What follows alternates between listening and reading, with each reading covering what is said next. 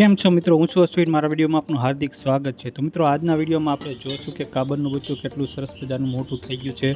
તેને આપણે દૂધ પાશું તો આપણે માળાને નીચે ઉતારીને જોઈશું કે કેવડું નાનકડું બચ્ચું છે તે, અને આપણે ઇન્જેક્શન દ્વારા તેને દૂધ પાવાની કોશિશ કરશું। અને તે અત્યારે આ દૂધ પીને અને ઘણું બધું મોટું થઈ ગયું છે। તો ચાલો મિત્રો, આપણે આ વિડીયોમાં જોઈશું।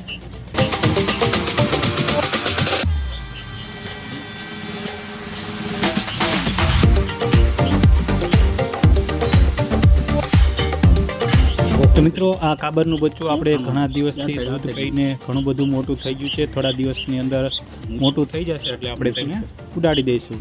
તો એની માં છે તે અત્યારે આવતી નથી, અને એક બીજી કાબર છે તે ખવડાવવા માટે આવે છે, પણ તે પણ ક્યારેક ક્યારેક। એટલા માટે આપણે તેને દૂધ પાઈશું, સવાર સાંજ બપોર 3 ટાઈમ દૂધ પાઈશું। અને તમે જુઓ છો અત્યારે કેટલું મોટું થઈ ગયું છે તે।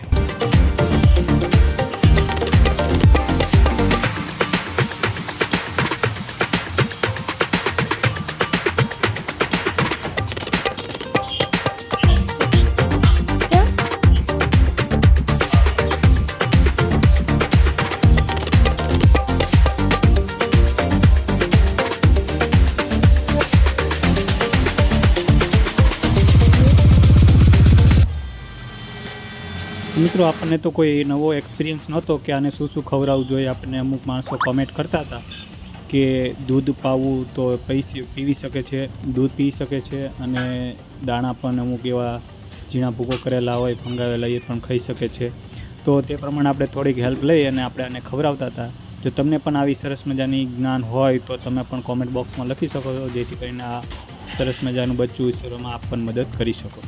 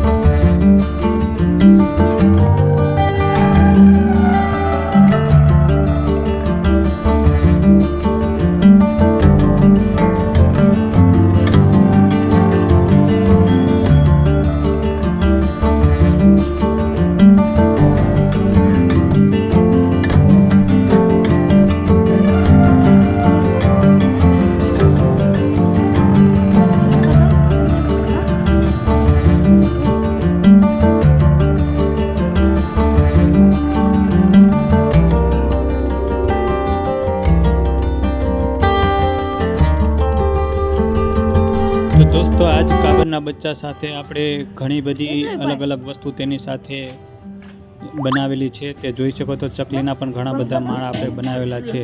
તો તમને આ વિડીયોમાં જોઈ શકો છો તેને ખાવા માટે દાણા અને પાણી પીવા માટે, તેમજ તેને રહેવા માટે સરસ મજાના નાના નાના મકાન જેવું બનાવી દીધું છે।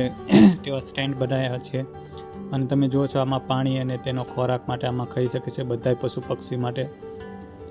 અને સુંદર વ્યવસ્થા કરી છે। તેમ બિલાડીનું પણ ધ્યાન રાખવું પડે છે, કારણ કે તેનેથી તે ખાઈ ન જાય તેનું પણ ધ્યાન રાખવું પડશે। એવી રીતે વ્યવસ્થા કરવામાં આવે છે। તો મિત્રો, તમે જુઓ છો કે કેવી સરસ મજાના તેમને ચકલીઓ અને કાબરોએ માળા મૂકેલા છે। તો ચાલો મિત્રો, જોઈએ તે કેવી રીતે અત્યારે શું પરિસ્થિતિમાં બેઠું છે તે। તો મિત્રો, જુઓ છો દૂધ પીને એકદમ સરસ મજાનું પેટ ફૂલ થઈ ગયું છે, અને તે આરામમાં બેસી ગયું છે। અને આ છે ચકલીનો માળો, તે અત્યારે ઉડી ગઈ છે। અત્યારે માળો બનાવવાનું કામ ચાલુ છે, અને ત્યાં ઈંડા મેકશે, ત્યાં પણ સરસ મજાના નાના બચ્ચા આવશે। તો મિત્રો, આવા સરસ મજાના વિડીયો તમને મળતા રહેશે। તે માટે આ વિડીયોને લાઇક, શેર અને ચેનલને સબસ્ક્રાઈબ જરૂરથી કરી દેજો, જેથી કરીને આવા સરસ મજાના વિડીયો આપ સુધી પહોંચાડી શકીએ। તો તો ચાલો મિત્રો આગળ આપણે જોઈએ તેની આ સરસ મજાનો માળો અને ગૂંથીને કમ્પ્લીટ કરી દીધો છે. હવે આમાં ઈંડા જ મેકવાની તૈયારી છે. તો મિત્રો મળીશું આવા સરસ મજાના નવા વિડીયો સાથે. ત્યાં સુધી ગુડ બાય. જય હિન્દ, જય ભારત.